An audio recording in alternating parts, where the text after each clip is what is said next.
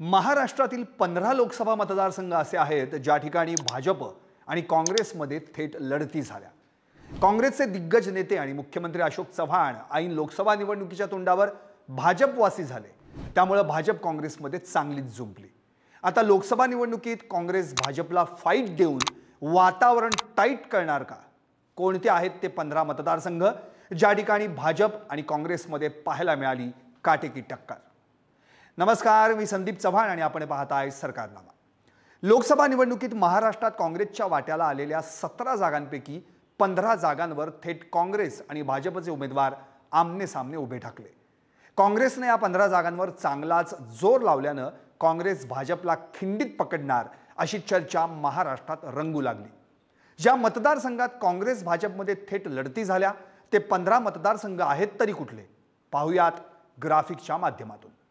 Nagpur, Vikas Thakre Congress versus Nitin Gadkari Bhajap. Bhandara Gondia, Prashant Padole Congress versus Sunil Mendhe Bhajap. Gadchiroli Chimur, Namdev Kirsan Congress versus Ashok Nete Bhajap. Chandrapur, Pratibha Dhanorkar Congress versus Sudhir Mungantiwar Bhajap. Akola, Abhay Patil Congress versus Anup Dhotre Bhajap.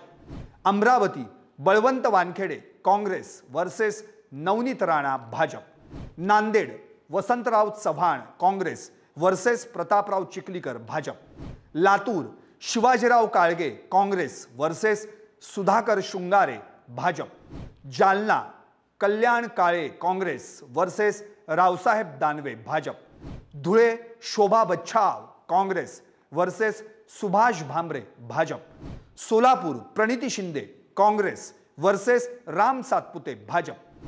Nandurbar, Goval Padvi Congress versus Heena Gavit Bhajap. Pune, Ravindra Dhangekar Congress versus Muralidhar Mohol Bhajap. Mumbai Uttar, Bhushan Patil Congress versus Piyush Goyal Bhajap. आणि Mumbai Uttar Madhya, Varsha Gaikwad Congress versus Ujjwal Nikam Bhajap. एकूणच काय तर भाजप आणि काँग्रेस यांच्यातल्या या 15 लढती महाराष्ट्र भाजपचा की काँग्रेसचा हे ठरवणार आहे। पण याचं उत्तर मिळणार आहे 4 जून रोजी। पाहत रहा निर्भीड आणि सडेतोड सरकारनामा। राजकारणातील प्रत्येक अचूक बातमीचे सर्वात आधी अपडेट्स मिळवण्यासाठी सरकारनामाच्या सर्व सोशल मीडिया प्लॅटफॉर्मला लाईक, फॉलो आणि सबस्क्राइब करा। तसंच सर्व नोटिफिकेशनसाठी बेल आयकॉन प्रेस करायला विसरू नका।